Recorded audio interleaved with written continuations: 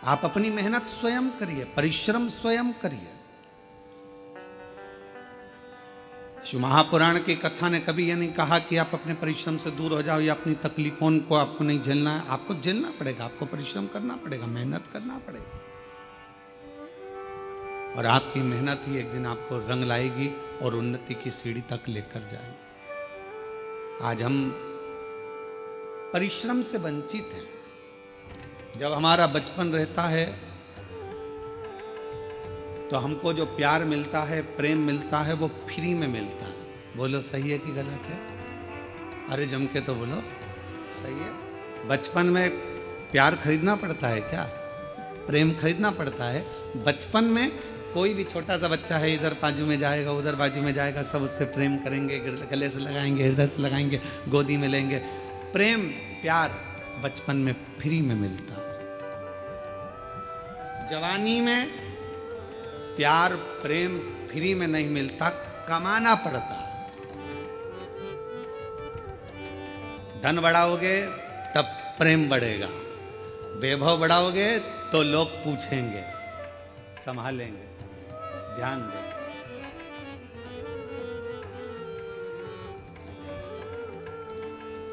कमाना पड़ता है। और बुढ़ापा जब आता है तो प्रेम फ्री में नहीं मिलता। बुढ़ापे में प्रेम कमाया भी नहीं जाता। बुढ़ापे में तो प्यार प्रेम मांगा जाता है कि कोई हमारे पास आकर थोड़ी देर दे। प्रेम के 3 क्रम है। बचपन में प्रेम प्यार फ्री में मिल जाता है, जवानी में प्रेम प्यार को कमाना पड़ता है, और बुढ़ापे में प्रेम प्यार को मांगा जाता है कि कोई हमको थोड़ा समय दे, थोड़ा सा, थोड़ा हमारे पास बैठो, थोड़ा हमारे पास रुकिए, थोड़ा हमारे पास बैठिए। किसके पास समय? शिव महापुराण की कथा में हमने पहले भी वर्णन किया, आज फिर करते हैं कि मंदिर में 24 घंटे जाकर मत बैठो, तीर्थ में आप 4 दिन जाकर मत बैठो। हम कहेंगे किसी जगह पर व्यर्थ का समय बर्बाद मत करो। हम कहेंगे आप अगर थोड़ा सा समय आपको मिल जाए, आप पूजन भी नहीं कर रहे हो, पाठ भी नहीं कर रहे हो, अर्चना भी नहीं कर रहे हो, आप चाकरी सेवा भी नहीं कर रहे हो, तो इतना जरूर करो कि अपने घर में जो बुजुर्ग हैं उनके पास थोड़ी सी देर जाकर बैठ जाओ, तो आपकी पूजन का फल आपको मिलेगा। आपकी आराधना साधना का फल आपको मिलने लगा।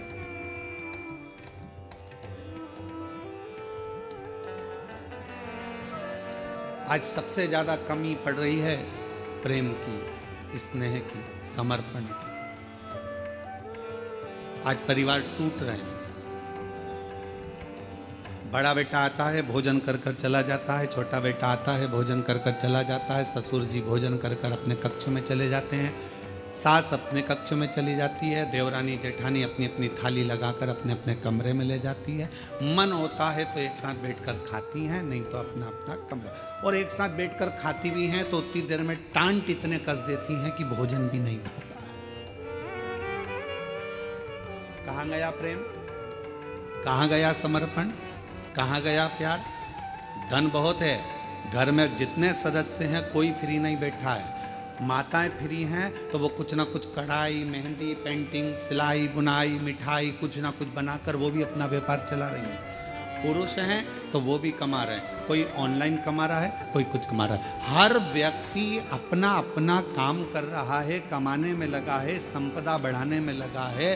संपदा तो बढ़ रही है, कमाई तो बढ़ रही है, पैसा तो बढ़ रहा है, पर एक चीज घट रही है, वो घर का प्रेम, घर का प्यार, घर की वात्सल्यता, घर की करुणा और घर की एकजुटता वो घटती चली जा रही है। वो प्रेम घट रहा है, वो वात्सल्यता घट रही है, वो स्नेह घट रहा है। और शिव जी के परिवार में ये सब चीज बड़ा। शंकर भगवान के परिवार में ये कुछ भी नहीं था, ना वैभव था, ना धन था, ना दौलत था, ना गाड़ी थी, ना बंगला था, ना सत्ता थी, ना कोई सोना चांदी हीरा पन्ना था। पर शिव जी के घर में एक चीज थी, शमशान में भी रह रहे हैं तो प्यार से रह रहे हैं, और अब आकाश में रह रहे हैं तो प्यार से रह रहे हैं, कैलाश पर रह रहे हैं तो प्यार से रह रहे हैं, झोपड़े में भी वो प्यार के साथ रहते हैं तो उन्हें बैकुंठ जैसा सुख प्राप्त होता है। बैकुंठ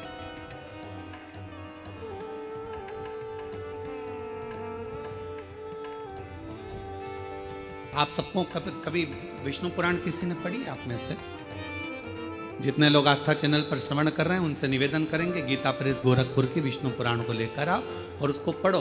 विष्णु पुराण में लिखा है कि लक्ष्मी जी से पूछा गया, एक दिन माता ख्याति ने लक्ष्मी जी को अपने घर भोजन करने बुलाया। लक्ष्मी जी अपनी माँ के घर गई और माता ख्याति के पास पहुंची तो माँ ने अपनी बेटी को बिठाया। लक्ष्मी जी ख्याति देवी की बेटी है, तो ख्याति ने गोदी में बिठाकर अपनी बेटी से पूछा कि बेटी, मैंने तुझे भगवान विष्णु के साथ ब्याया, मैंने तुझे भगवान नारायण के साथ विदा कर दिया, विवाह कर दिया, तो भगवान बैकुंठ में चली गई, सारा सुख तेरे घर में है, पर ईमानदारी से बता तेरा सबसे ज्यादा मन कहाँ लगता है? तेरा मन किस जगह पर लगता है? लक्ष्मी जी से पूछा गया। जलगांव के सेठों की तिजोरी में तेरा मन लगता है क्या? तेरा मन मुंबई में महालक्ष्मी मंदिर में लगता है क्या? तेरा मन तिरुपति तिरुमाला में कहीं तेरा मन लगता है क्या? तेरा मन कहाँ लगता है? महालक्ष्मी मंदिर बेरुल में लगता है? तेरा मन कहाँ लगता है? तो लक्ष्मी जी कहती हैं, माँ सबसे ज्यादा मन मेरा केवल एक जगह पर लगता है, जिस घर में प्रेम होता है, प्यार होता है, वहां मेरा मन लगता है। जहां मेरा मन प्रेम की जगह पर, प्यार की जगह पर, स्नेह की जगह पर, फिर वो गरीब का झोपड़ा क्यों ना?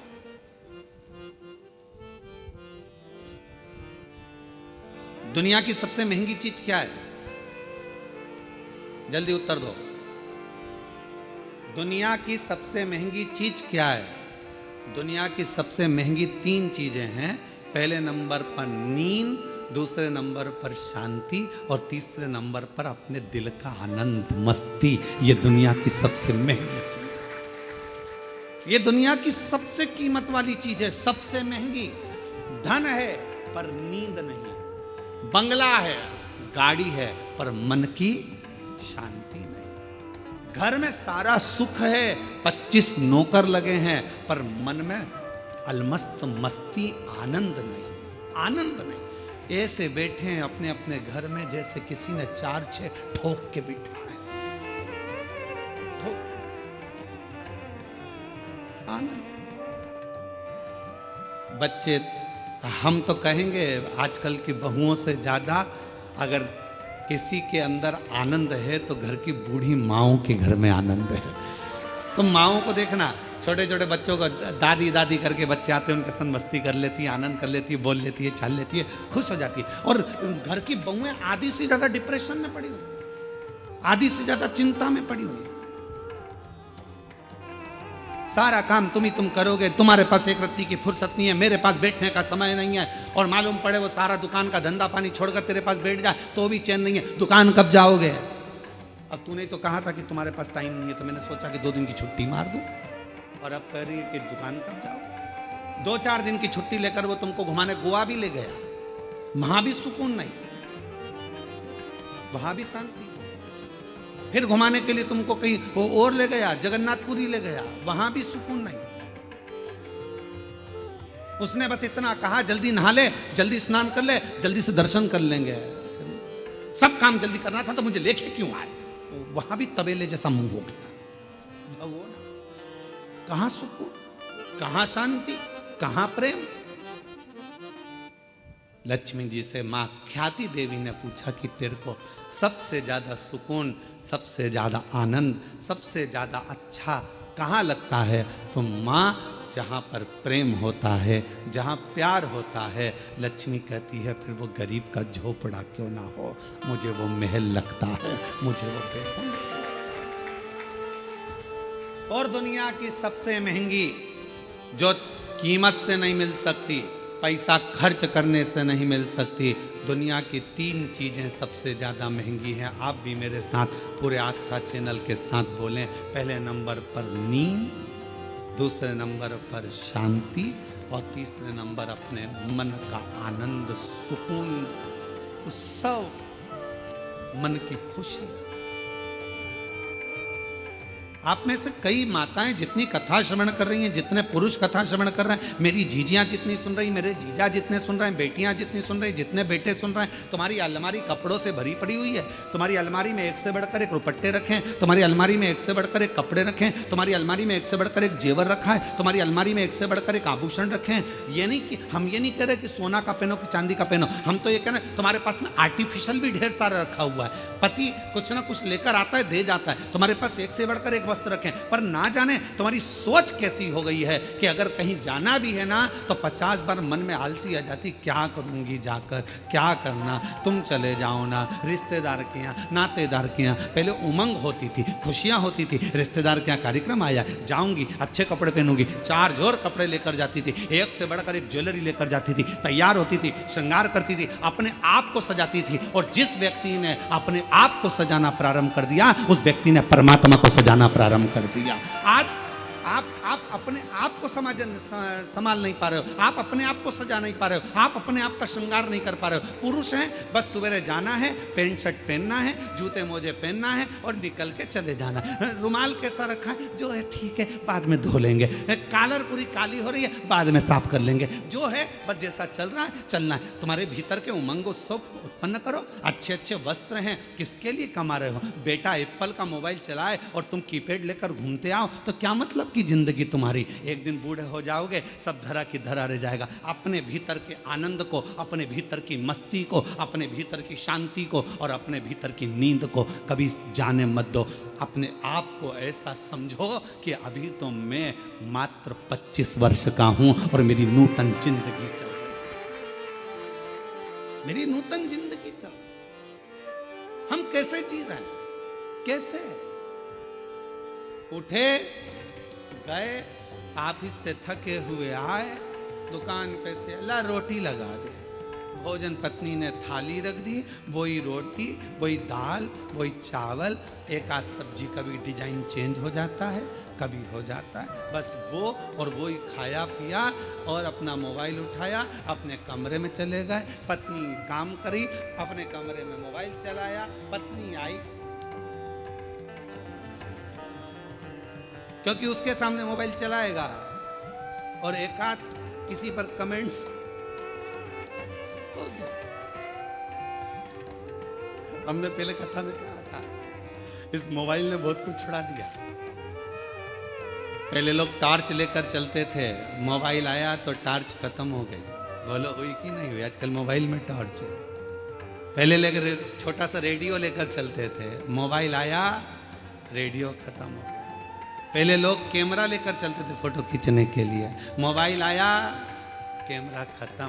पहले लोग पंचांग लेकर चलते थे मुहूर्त देखने के लिए, मोबाइल आया, पंचांग खत्म। मोबाइल आया, टॉर्च खत्म। मोबाइल आया, रेडियो खत्म। मोबाइल आया, सीडी खत्म। मोबाइल आया, टॉकीज खत्म। और मोबाइल तुम्हारी पत्नी के हाथ में आया तो तुम खत्म।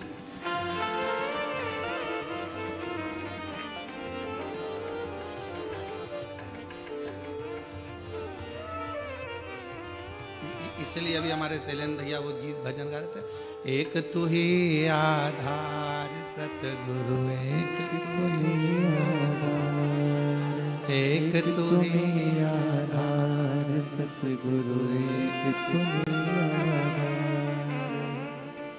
जब तक मिलो न तुम जीवन में, शांति कहाँ मिल सकती मन। जब तक मिलो ना तुम जीवन में, शांति कहाँ मिल सकती मन। एक तुम्ही आधार सतगुरु, एक तुम्ही आधार, एक तुम्ही आधार सतगुरु, एक तुम्ही आधार, एक तुम्ही आधार सतगुरु, एक तुम्ही आधार। जब तक मिलो ना तुम जीवन में, शांति कहाँ मिल सकती में, जब तक मिलो न तुम जीवन में, शांति कहाँ मिल सकती में। घूमा है संसार सतगुरु एक तुम्ही आधार, घूम लिया संसार सतगुरु एक तुम्ही आधार, बोलो बोलो एक तुम्ही आधार सतगुरु एक तुम्ही आधार, एक तुम्ही आधार सतगुरु एक तुम्ही आधार। बड़े भाव से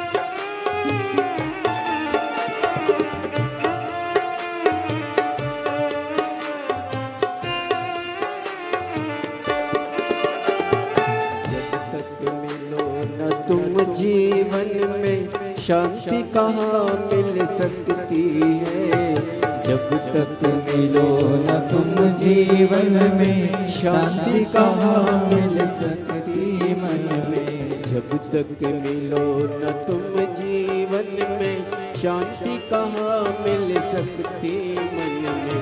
जब तक मिलो न तुम जीवन में, शांति कहाँ मिल सकती मन में।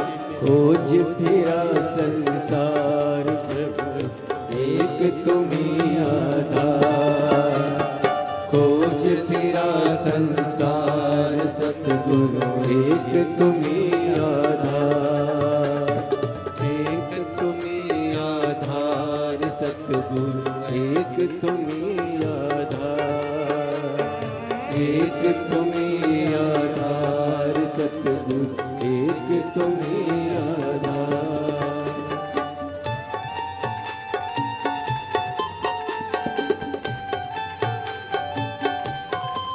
जय हो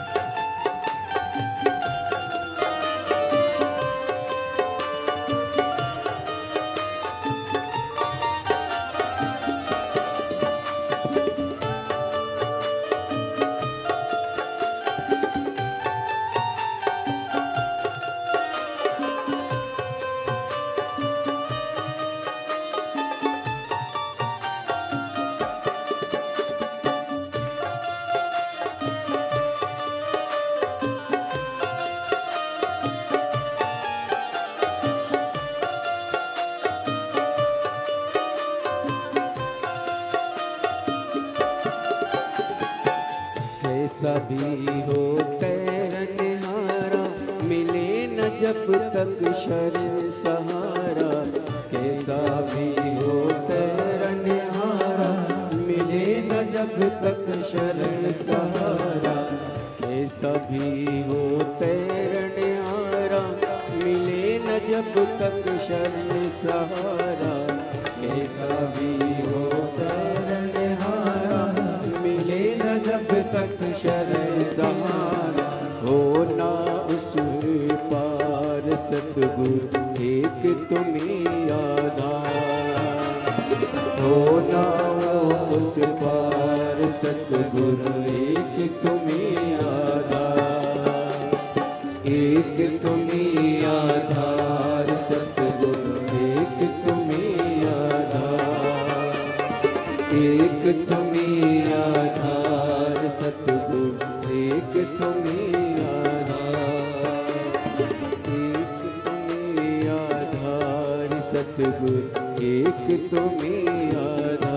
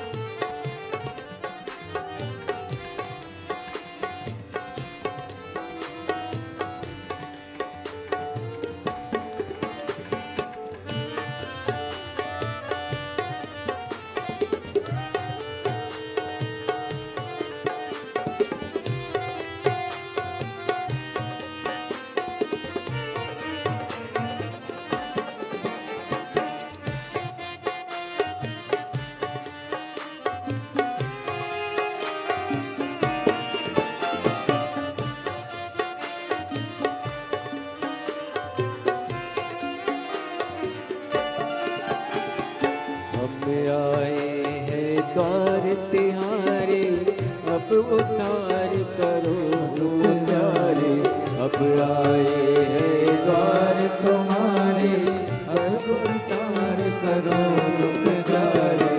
हम आए हैं द्वार तिहारे, पर उद्धार करो तुम हमारे। हम आए हैं द्वार तुम्हारे, अब उद्धार करो पुकार सतगुरु, एक तुम्हीं आधार। सुन लो दास पुकार सतगुरु, एक तुम्हीं आधार, एक तुम्हीं आधार सतगुरु, एक तुम्हीं आधार, एक तुम्हीं आधार सतगुरु, एक तुम्हीं आधार, एक तुम्हीं आधार सतगुरु, एक तुम्हीं आधार, एक तुम्हीं आधार सतगुरु, एक तुम्हीं आधार।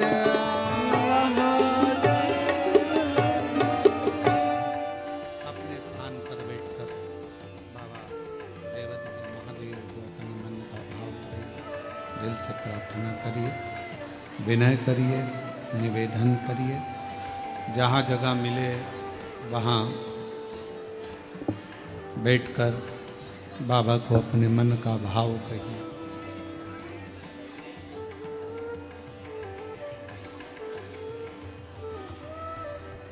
हृदय से बाबा को अपने मन का भाव कहें, प्रार्थना करिए। आज प्रदोष है,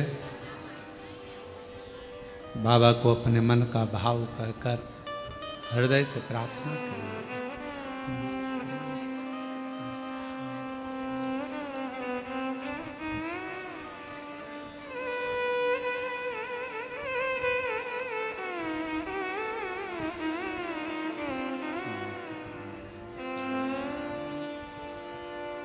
श्री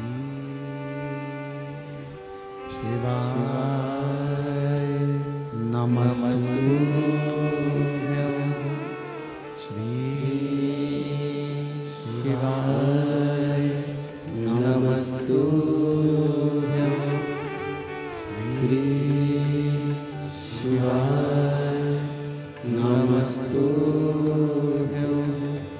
श्री शिवाय नमस्तुभ्यं,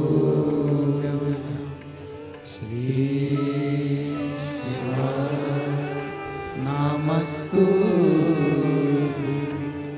भोला सब दुख काटो हमारा, ओ भोला सब दुख काटो हमारा। शिव शंकर जपो तेरी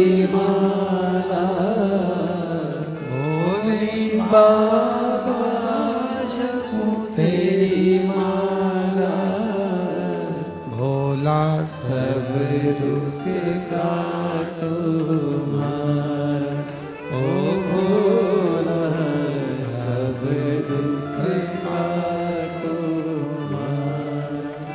वेश है मंगलकारी, वेश है मंगलकारी, शमशान वासी हमारा, शमशान वासी हमारा, ओ भोला सब दुख काटो मारा, ओ भोला सब दुख काटो मारा।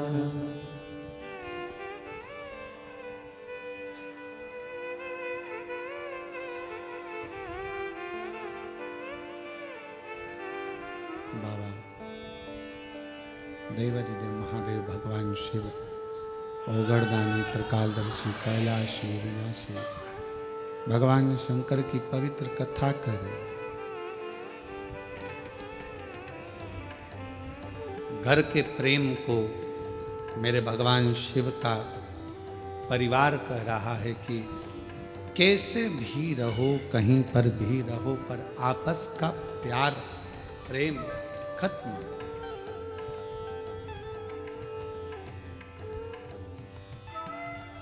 बचपन में मिला हुआ फ्री का प्रेम प्यार, जवानी में खरीदा हुआ मेहनत कर कर कमाया हुआ प्रेम, और बुढ़ापे का मांग कर लिया गया प्रेम, ये तीनों अलग।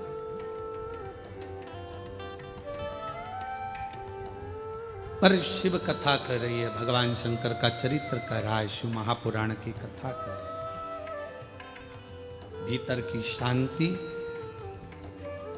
नींद और अपने अंदर का उत्सव, आनंद, उमंग, उत्साह, ये कभी कहीं प्राप्त नहीं होगा, ये अपने अंदर से आपको लाना पड़ेगा, लाना।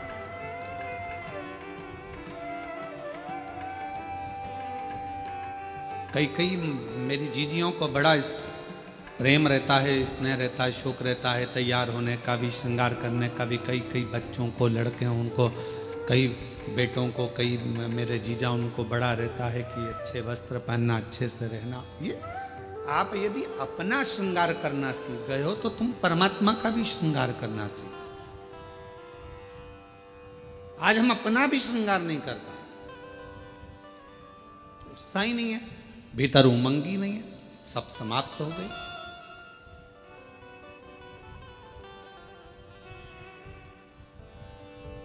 कितना सुंदर कहा है। एक व्यक्ति ने पूछा कि क्यों गुरुजी, क्या भगवान के मंदिर जाना है तो कोई वस्त्र बदल कर जाना पड़ता है? परमात्मा के मंदिर जाने के लिए बाहर का जो वस्त्र है ये बदले ना बदले, पर शिव महापुराण की कथा कहती है अपने भीतर के अहंकार को त्याग कर, अपने भीतर की तृष्णा को त्याग कर, तब परमात्मा के नजदीक हम बदल ही नहीं पा रहे। ऊपर के कपड़े तो हमने चेंज करे, वस्त्र बदले, पर हम परमात्मा के पास पहुंचकर भी हम श्रेष्ठ नहीं बने। आप सबको मालूम होगा समुद्र के पास कितना पानी है? पानी की कमी है समुद्र के पास, पर समुद्र के पास में पानी की कमी नहीं है, फिर भी समुद्र पानी पीने को तरसता है।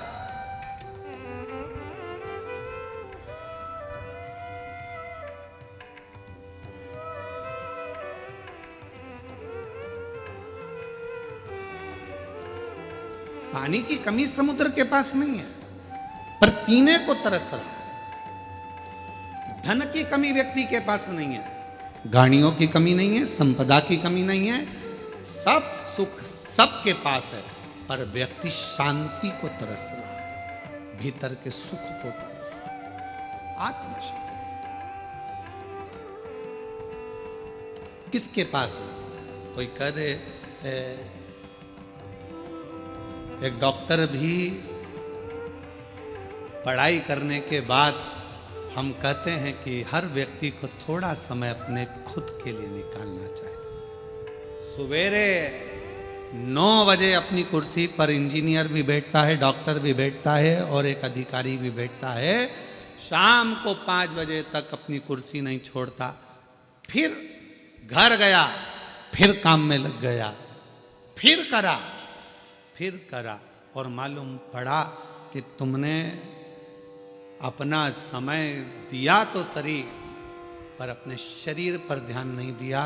एक दिन तुमने अटैची भरकर पैसा इकट्ठा तो कर लिया, पर मालूम पड़ा कि एक दिन खुद को ही बीमारी हो गई और जो रखा हुआ पैसा था, जो तुमने इतने दिल से कमाया था, वो खुद की ही बीमारी में लग गया।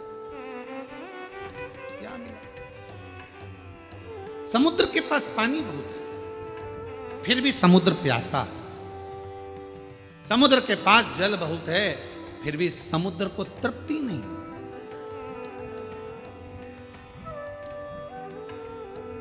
उछलता है, पुकारता है। शिव महापुराण की कथा कहती है कि एक दिन माता पार्वती जी ने शिव जी से पूछ लिया था कि ये तुम्हारे 1 महीने के अंदर 2 प्रदोष आ जाते हैं, ये प्रदोष तुम किसके लिए लेकर आते हो? किसके लिए? और आप ये प्रदोष के दिन इतने प्रसन्न क्यों रहते हो? आखिर क्या कारण है कि प्रदोष का दिन भगवान शंकर को प्राप्त करने का दिन हो जाता है? क्या कारण है कि प्रदोष का दिन भगवान शिव को प्राप्ति का केंद्र बिंदु हो जाता है? क्या कारण है कि प्रदोष के दिन आप इतने आनंद में, इतने उत्साह में रहते हो जैसे समुद्र की लहरें चल रही होती है? आपकी प्रसन्नता का ठिकाना नहीं रहता। एक धर्म पत्नी अपने पति को इतनी उमंगता में, इतनी प्रसन्नता में देखती है तो प्रश्न तो करेगी ना, इतने खुश क्यों हो रहे हो? क्या कारण क्या है? तो पति भी कहेगा आज मेरा बेस्ट फ्रेंड आ रहा है, बहुत अच्छा। हाँ, फिर पति कहेगा आज हम एक हमारे दोस्त से मिले थे, आज हम वहां गए थे, इतनी उमंगता, इतना प्रसन्नता, इतनी भीतर की आनंद था। तो भगवान शिव जी से भी पार्वती जी ने पूछा कि तुम्हारे भीतर इतना प्रदोष के दिन इतनी उमंगता रहती है, प्रदोष के दिन इतना उत्साह रहता है, प्रदोष के दिन तुम्हारे अंदर इतना आनंद रहता है, आखिर क्यों? भगवान शंकर कहते हैं वो समुद्र जिसके अंदर जल ही जल भरा पड़ा हुआ है, सारा जल उसके पास है, फिर भी समुद्र मुझे पुकारता है, उछलता है और मुझे पुकारता है, तो समुद्र को देने के बहाने मैं पूरे संसार के लोगों को प्रदोष के दिन प्रदान कर देता हूं। समुद्र को देने के बाद समुद्र को तो मुझे देना, मैं जल दूंगा समुद्र को, प्यासा है वो। पार्वती जी हंसने लगी, समुद्र और प्यासा, जिसके पास दुनिया का जल भरा पड़ा है, सारा जल उसके पास में, सब कुछ।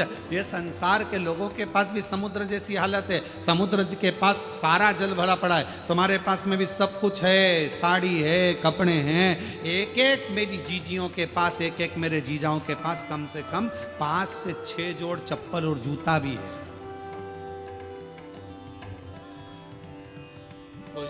जूता रखने की अलमारी भरी पड़ी है, कपड़े की अलमारी भरी पड़ी है, सारा सब कुछ है।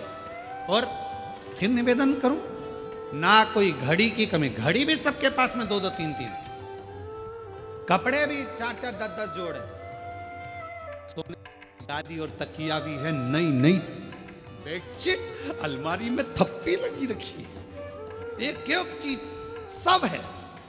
समुद्र के पास जैसे सब कुछ है, पर भीतर से तृप्ति नहीं है, फिर भी तरस रहा है जल के लिए। सब कुछ है पर वो भीतर की शांति नहीं है।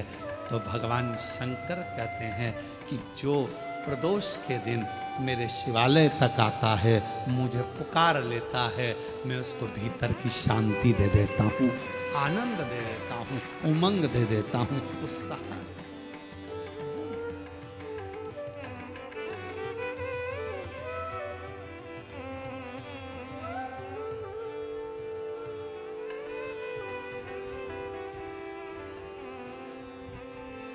आपका मुलगा मुलगी चांगला है?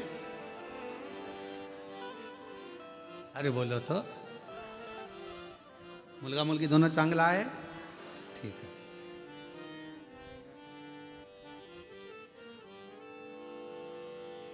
अब आप अपने बच्चों को सब कुछ दे रहे हो, जो मकान है तुम्हारा किसको मिलेगा? बोलते जाओ जल्दी जल्दी। बच्चों। गाड़ी, बच्चों।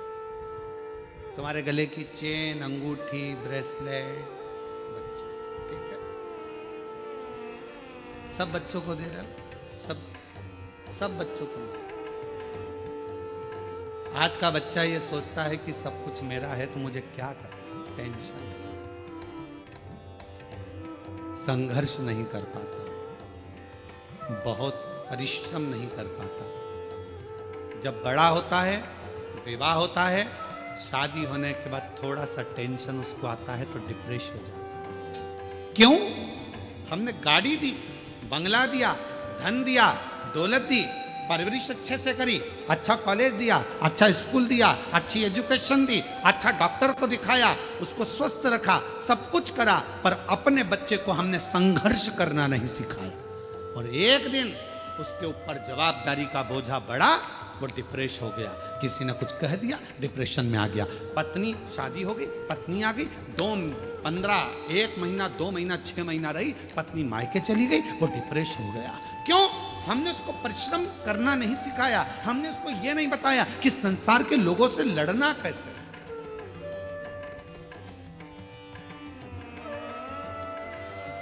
सर्कस किस किसने देखा है? हाथ उठाओ जल्दी से। सबने देखा है? पहले सर्कस में शेर आता था कि नहीं आता था? अरे बोलो तो, आता था ना। अब वन विभाग वालों ने सर्कस वालों को बुलाया, सारे सर्कस वालों से कहा एक भी शेर तुम्हारे सर्कस में नहीं रहना चाहिए, पिंजरे में नहीं रहना चाहिए। और एक दिन वन विभाग वालों ने शेर के गले में एक पट्टा डाला, छोटा सा कैमरा लगाकर उस शेर को जंगल में छुड़वा दिया। जो शेर जंगल में छोड़े गए, जैसे ही छोड़े गए, मालूम पड़ा 15-15, 20-20 कुत्तों ने मिलकर एक शेर का शिकार कर लिया और जंगल में रहने वाले वो सारे शेर कुत्तों के शिकार से मर गए। क्यों? शेर को पिंजरे में भोजन मिलता था, शेर को पिंजरे में सारा साज मिलता था, शेर को पिंजरे में सब कुछ मिलता था, और पिंजरे में शेर बंद रहता था, निकलता था, सर्कस दिखाता था, वापिस चले जाता था। आप अपने बच्चों को सर्कस का शेर मत बनाना, नहीं तो मालूम पड़े आज की दुनिया के ना जाने कितने कुत्ते तुम्हारे बच्चे का शिकार कर जाए।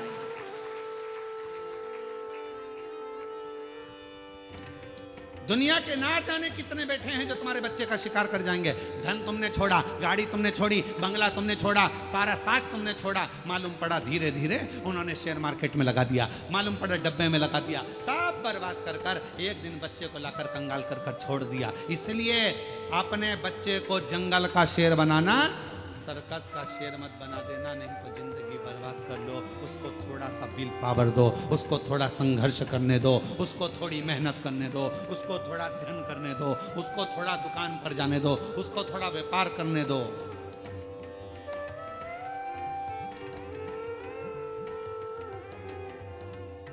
थोड़ी मेहनत चाहिए। एक हमारे अच्छे परिचित हैं, यहीं आपके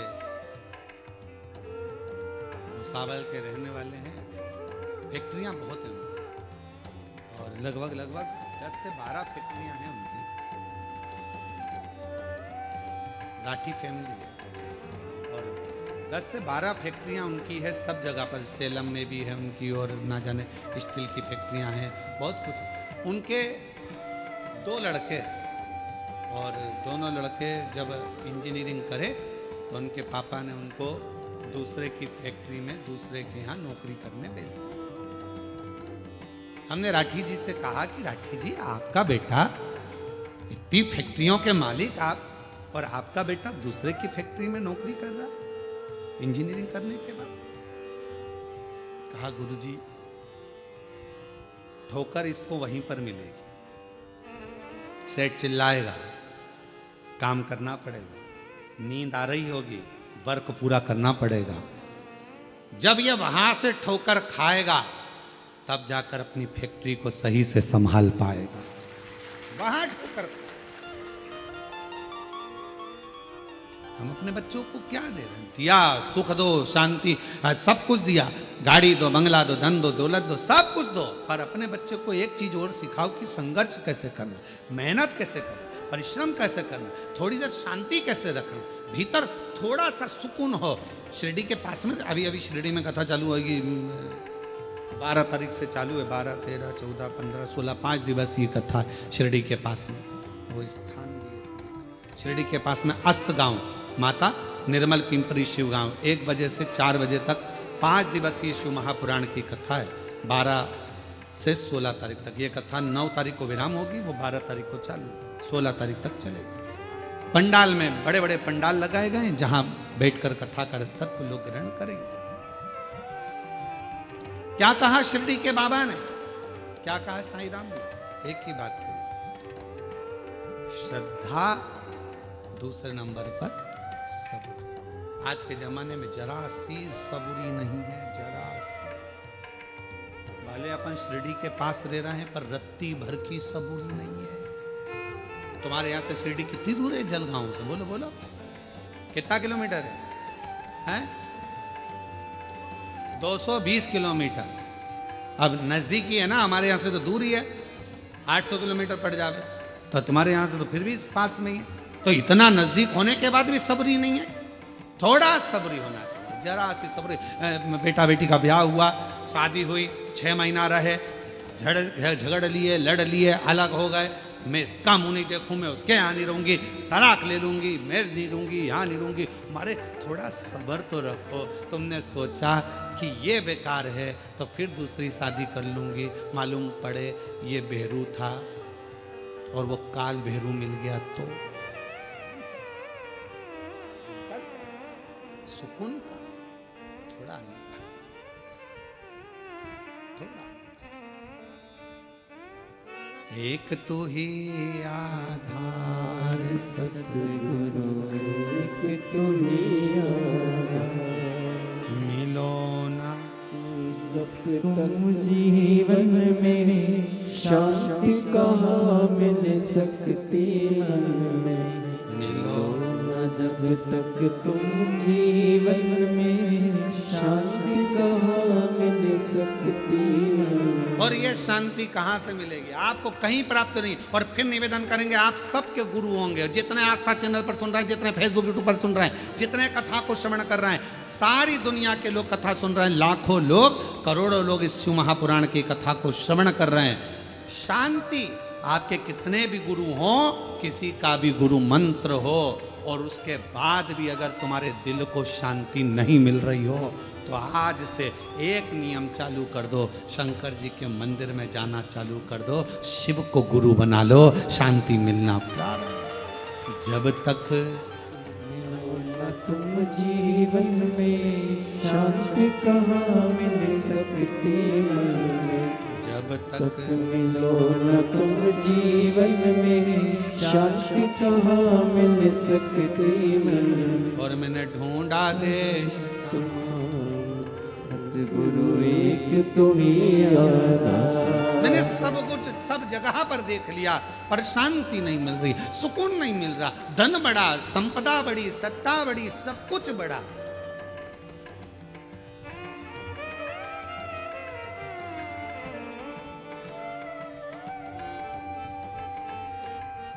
हम तो हम अपनी कथा में भी कहते हैं, पंडाल बड़े, श्रोता बड़े, कथाकार बड़े, संत बड़े, कुंभ का मेला जैसी जगह छोटी पड़ने लगी, इतने संत हो गए, इतने पंडाल बड़े, इतने श्रोता बड़े, इतने संत बड़े, इतने कथाकार बड़े, इतने साधु, इतने तपस्वी, इतने साधक, इतने उपासक, सब बड़े, पर एक चीज नहीं बढ़ पा रही है। आज भी एक चीज नहीं बढ़ पा रही है, परमात्मा के प्रति समर्पण नहीं बढ़ पा रहा। सब कुछ बढ़ रहा है, कथाकार बढ़ गए, पंडाल बढ़ गए, पब्लिक बढ़ गई, श्रोता बढ़ गए, सब कुछ बढ़ गए, मंदिर बढ़ गए, तीर्थ बढ़ गए, सब बढ़े, पर समर्पण नहीं बढ़ पा रहा। हमारा समर्पण एक जगह पर क्यों नहीं हो पा रहा? किसी ने कहा यहाँ चले जाओ, वहाँ पर अच्छा लगेगा, वहाँ पहुँच गए। किसी ने कहा वहाँ चले जाओ, वहाँ से ये काम हो जाएगा, वहाँ चले गए। समर्पण नहीं हो पाया, एक स्थिरता में एकजुट नहीं हो पाए और हमारा समर्पण पूर्ण नहीं कर। क्यों भटके? एक पुत्र अच्छा,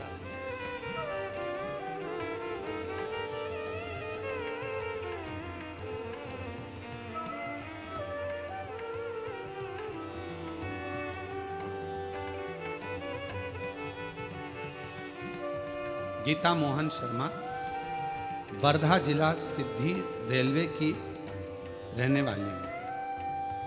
कहीं बेटी हो आप ही हैं? श्री शिवाय नमस्ते।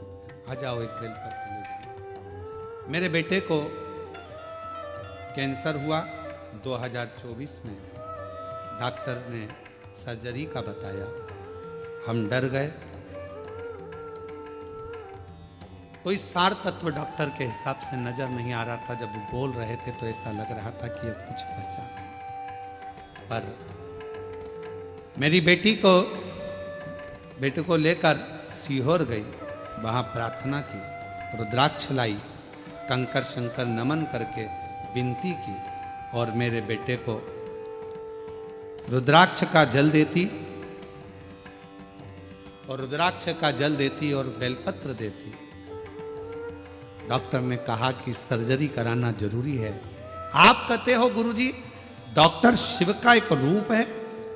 हम आपके वचन को मानकर शंकर के पास ही अपने बेटे को लेकर गए। सर्जरी तो हुई, पर शिव जी की ऐसी कृपा हुई कि सारी रिपोर्ट मेरे बेटे की नॉर्मल आ गई और मेरे बेटे की जान बच गई। मैं बाबा को यहाँ प्रणाम कर रहा हूं, मेरे बच्चे की जान बच गई। आप कहते हो डॉक्टर शिव का एक रूप है। हम निवेदन करेंगे, किसी बाबा जोगी सन्यासी आदि के पास जाने से पहले अगर बच्चा बीमार है, घर में किसी को तकलीफ है, स्वास्थ्य खराब है, सबसे पहले अपने घर के जो डॉक्टर हैं, नज़दीकी डॉक्टर हैं, हॉस्पिटल है, वहाँ लेकर जाओ, इलाज कराओ। फिर साथ में शिव जी पर पूरा भरोसा रखो, तो वो डॉक्टर भी शंकर बनेगा, आपके दुख हरेगा और आपकी विपदा को।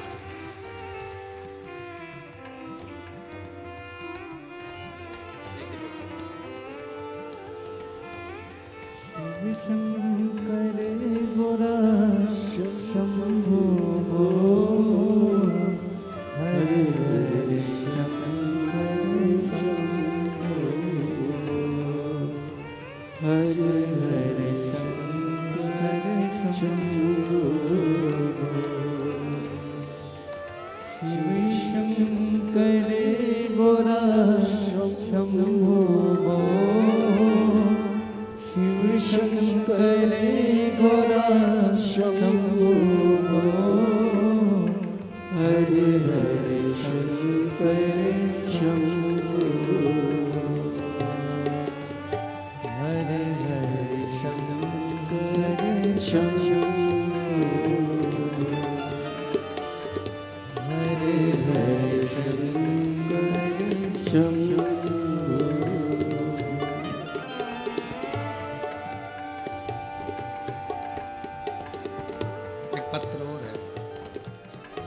मेरा नाम चेतन बलिराम वाणी है। मैं गांव पातुर जिला अकोला का रहने वाला हूँ। मेरा मोबाइल नंबर ये है, कहीं बैठे हैं आप ही हैं, आ जाओ, एक बेलपत्र ले जाओ। मेरा बेटा MPSC की तैयारी कर रहा था, उत्तीर्ण नहीं हो पा रहा था। कई सालों से प्रयास करा पर नहीं हो पाया। बहुत प्रयास करने पर आखिरी में हिम्मत हारा। तब मैंने आपकी कथा पंडाल में जाकर श्रवण करी, जलगांव में भी सुनी मामा के यहाँ रहकर, और उसके बाद मेरा बेटा भी कथा को श्रवण करने के लिए पहुंचा। आप कहते हो कि पंडाल में बैठकर जो मांगा जाता है शिव जरूर देता है। आज मैं बाबा को धन्यवाद देने के लिए आई हूँ। पशुपतिनाथ का व्रत और पंडाल में बैठकर श्रवण करी हुई कथाओं से आज मेरा बेटा वाशिम जिला सत्र न्यायालय में क्लर्क पद पर नौकरी कर रहा है। मैं बाबा को यहाँ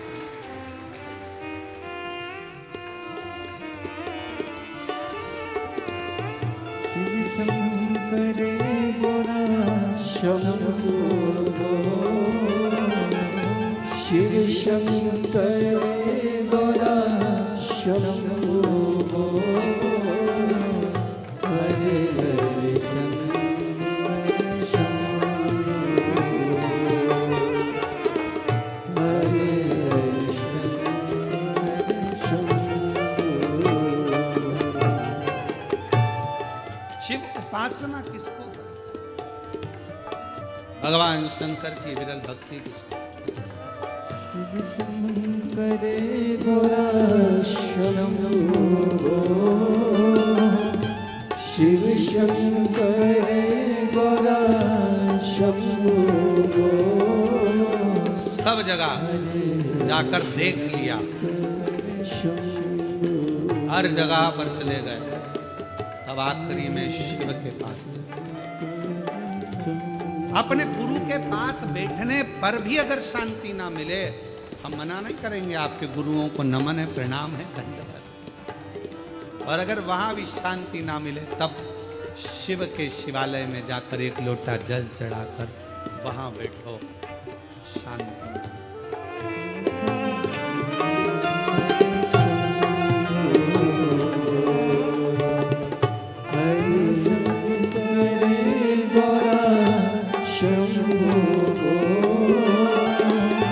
शिव शंकर गौरा शंभो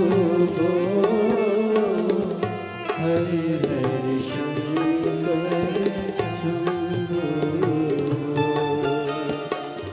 हरे हरे शंकर शंभो। शिव पुराण कर रही है, समुद्र भी प्यासा है। धन भले हो, संपदा भले हो, सत्ता भले हो, पर भीतर की शांति बहुत जरूरी है। एक कथा आती है, बड़ी सुंदर है, स्कंद पुराण की, शिव महापुराण की। लंका का राजा रावण, कितने शीश थे उसके? मुंह कितने थे? जम के बोलो। 10। शंकर जी के कितने हैं? 5।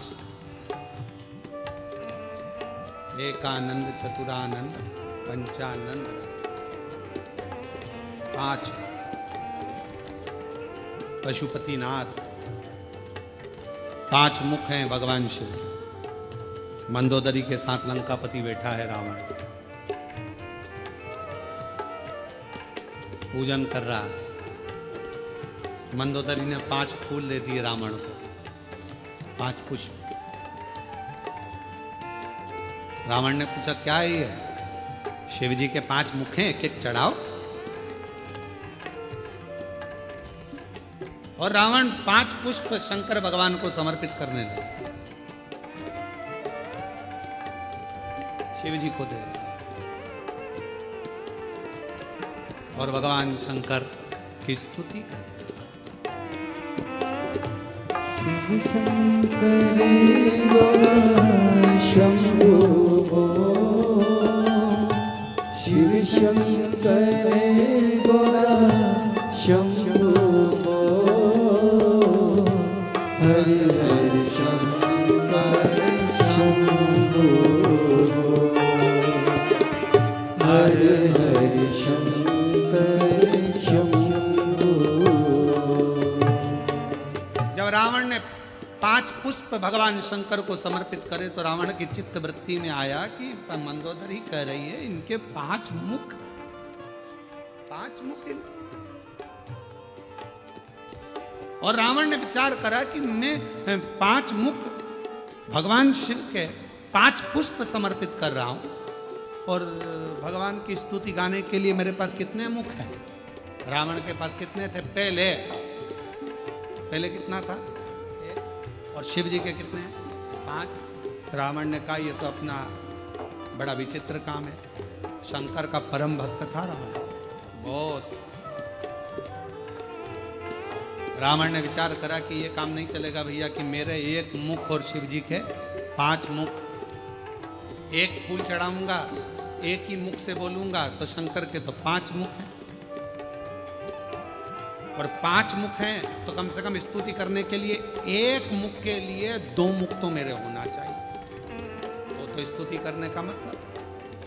रावण ने उसी दिन सोच लिया, अब तो 5 तुम्हारे तो 10 हमारे होना चाहिए, तब तो हम स्तुति गाएंगे और तब तो आनंद आएगा। अब मंदोदरी करिए, चढ़ाओ 1 फूल, और 1 फूल चढ़ाया और श्री शिवाय नमस्तुभ्यम। एक बार बोले, रावण ने सोच लिया अब तो मैं 10 मुख करके मानूंगा, और लग गया तप साधना में लंकापति रावण। लगा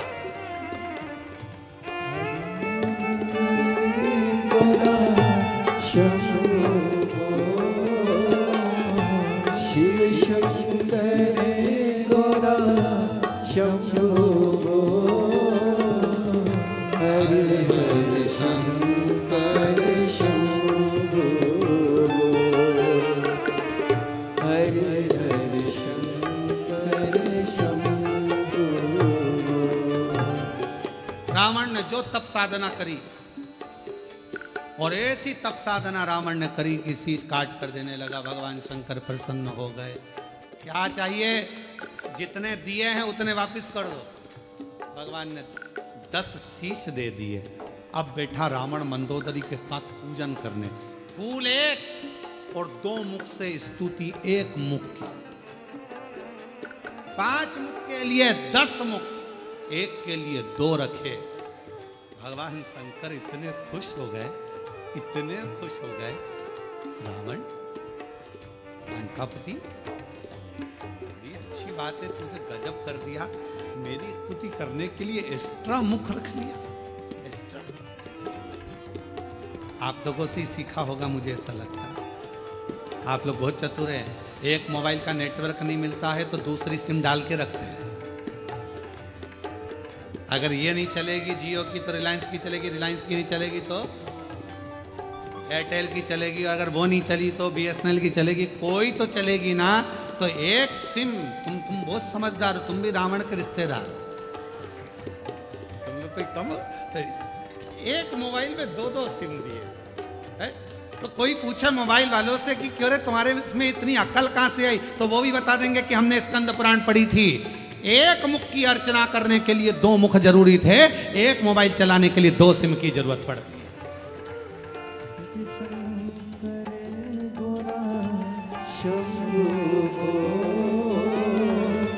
शिव शंकर गौरा शंभो हरि हरि शंकर शंभो हरि हरि शंकर शंभो शिव शंकर गौरा शंभो सब बोलो। गौरा शंभो हरि हरि शंकर शंभो हरि हरि शंकर शंभो शंभो बोल, शंभो बोल,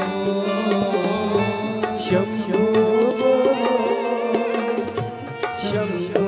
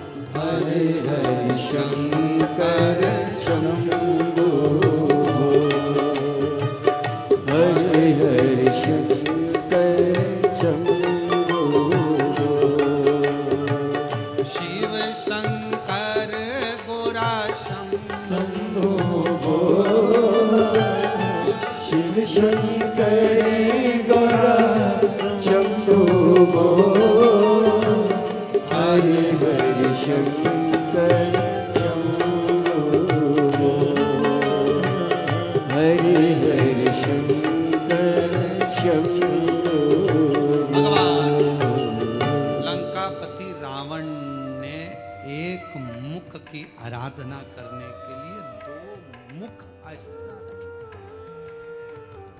और उसी से मुझे लगता है मोबाइल वाले सीखे। एक मोबाइल में दो सिम, मान लो एक गड़बड़ हो जाए तो एक तो चालू हो जाए। भगवान भी बहुत कृपा कराए अपन सब पर। सारे डिपार्टमेंट भी दो दो बनाकर भेजे भगवान ने। नेत्र कितने दिए? हाथ, नासिका के छिद्र, कान, पांव, जीवान। भगवान को भी मालूम था एक ही गजब कर जाएगी, पूरे जलगांव में आग लगा जाएगा। एक ही, उसने जीवान एक दी और उसको भी फाटक से बंद कर कर 32 सैनिक लगाकर, दांत पीछे से बांध कर, ज्यादा मत बोलना, समझदारी से काम लेना। और ये जीवान एक दिन दांतों से बोल दी, ए मेरे 32 भाइयों, तुम्हारे हाथ जोड़ती हूँ, तुम मुझे काट मत देना, बहुत कोमल हूँ मैं, सीधी हूँ मैं। 32 दांतों ने कहा, बहन हम तेरा ध्यान रखेंगे पर तू हमारा ध्यान रखना, किसी से आड़ी टेढ़ी मत किया ना, नहीं तो एक ही में 32 निपट जाए। किसी काम की ही नहीं रहेगी।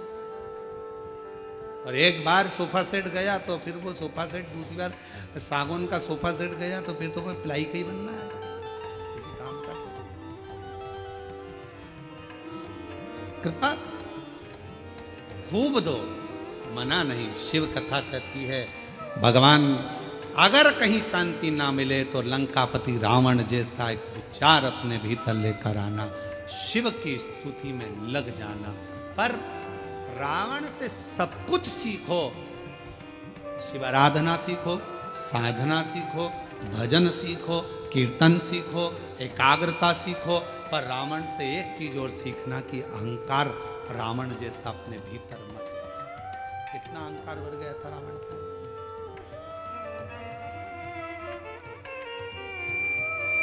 गया लंकापति रावण 10 मुख प्राप्त कर, और 10 मुख प्राप्त हो गए जब लंकापति रावण के पास में 10 मुंह हो गए। मंदोदरी के साथ बैठकर पूजन अर्चना साधना सब कर ली, अब पहुंच गया। आज जा रहा था लंका का राजा रावण, भ्रमण करते करते देवताओं से मिलता हुआ भगवान शिव के धाम पहुंच गया, शंकर जी।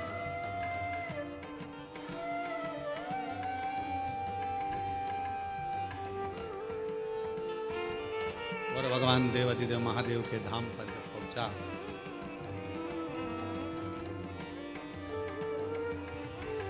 नंदी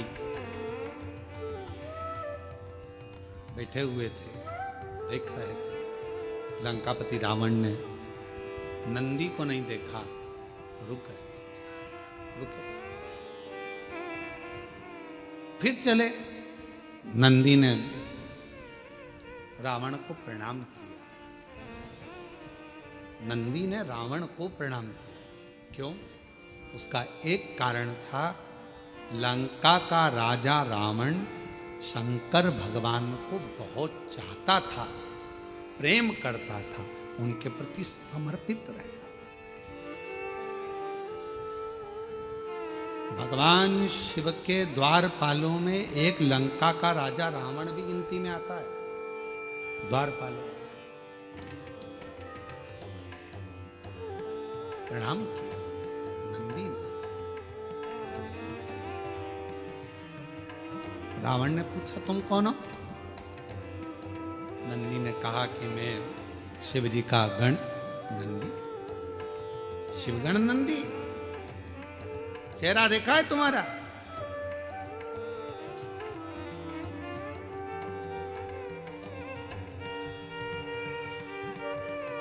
नंदी ने, भगवान शंकर एक बार बड़े प्रसन्न हुए थे, शिव जी बहुत प्रसन्न हुए थे, तो नंदी पर इतने प्रसन्न हुए थे।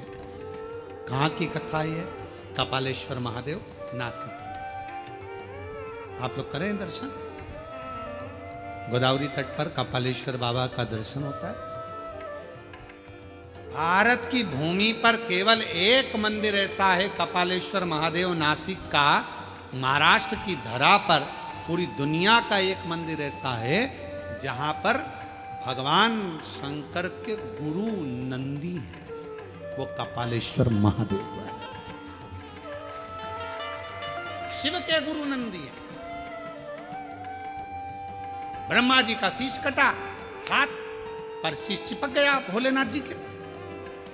ब्रह्मा की हत्या का दोष लग गया, कपाल छूट नहीं रहा था, हाथ का कपाल छूटे नहीं, बड़े परेशान हो गए भगवान जी। सबसे कहा यह हाथ नहीं छूट रहा, कपाल नहीं छूट रहा, सब जगह पर गए पर कहीं पर भी वो कपाल नहीं छूटा। तब भगवान देवाधिदेव महादेव मौन होकर बैठ गए। नंदी को लगा मेरे स्वामी आज स्थिर नहीं, आज मन स्थिर नहीं, क्या बात है, मैं जाऊं अपने स्वामी के पास।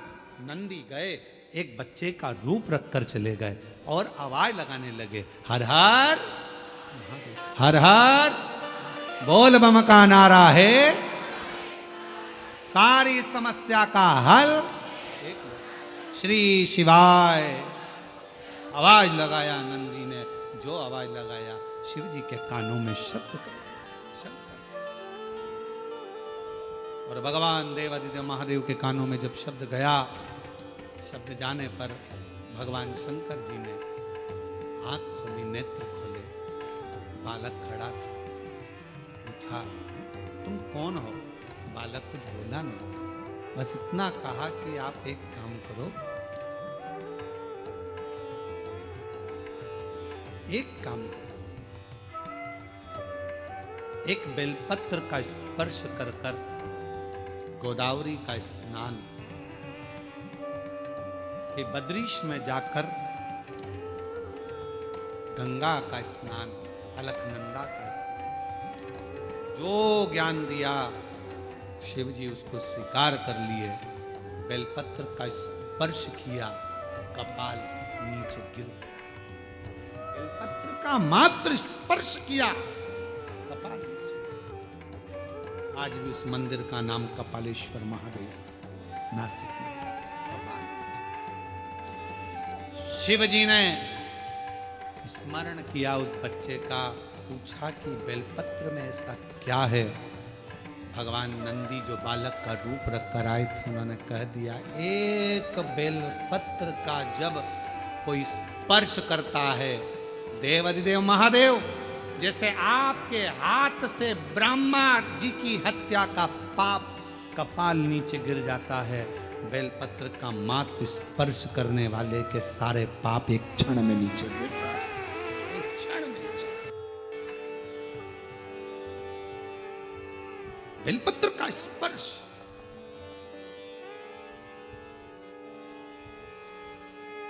हम आप लोगों से कहें, जितने आस्था चैनल पर कथा सुन रहे हैं, फेसबुक यूट्यूब पर कथा श्रवण करें, आप सबसे विनय निवेदन करेंगे, आज प्रदोष के दिन आपसे निवेदन करें, प्रयास करिए, शरीर में कोई भारी से भारी रोग हो जाए, कोई बहुत बड़ा रोग हो जाए, बहुत, डॉक्टर कह दें कि यह रोग का कोई अंत नहीं है, कोई अंत नहीं, शरीर के नसें ब्लॉक हो गई, नस नहीं चल रही है, रोग ग्रसित हो गए।